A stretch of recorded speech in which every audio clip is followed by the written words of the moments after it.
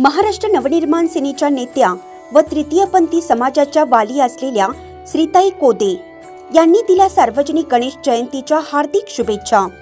काय संदेश? जय श्री महाकाल।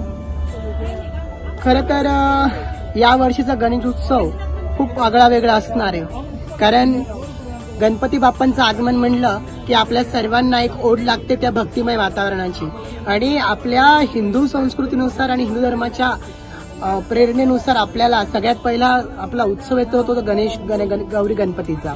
यानंतर नवरात्र, अनेक असे उत्सव आपले चालू होत असतात। तर त्यामुळं मी नागरिकांना एकच सांगेल की यावर्षी धूमधडाक्यामध्ये गणपती बाप्पाचं आपण स्वागत करणार आहोत, आणि मी आमच्या पक्षाकडनं महाराष्ट्र नवनिर्माण सेना सन्मान्य राजसाहेबांकडनं, सन्मान्य अमित साहेबांकडनं सर्व नागरिकांना मी येणाऱ्या गणेशोत्सवाच्या हार्दिक शुभेच्छा देते।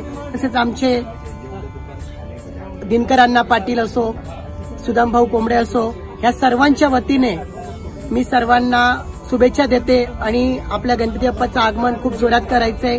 आपल्या हिंदू धर्माचं काम आपल्याला खूप मोठ्या प्रमाणात न्यायचंय, कारण तुम्ही बघतायत की ज्याप्रमाणे हे वातावरण चालू आहे, या वातावरणामध्ये आपल्याला कुठेतरी आपल्या हिंदू धर्माचं काम दाखवायचंय, आणि आपला हिंदू धर्म किती पटीने मोठा आहे आपल्याला हे सर्वांना दाखवायचंय।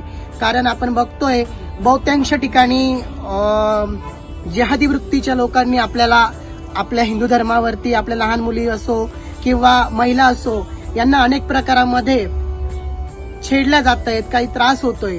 मग आपल्याला कुठेतरी आपली ताकद ही निर्माण करायची आहे। मग मी सर्वांना विनंती करते की सर्वांनी गणपती बाप्पाचं आगमन आपल्या घरी करा आणि आपल्या गणपती बाप्पाला आपल्या घरी बसवा।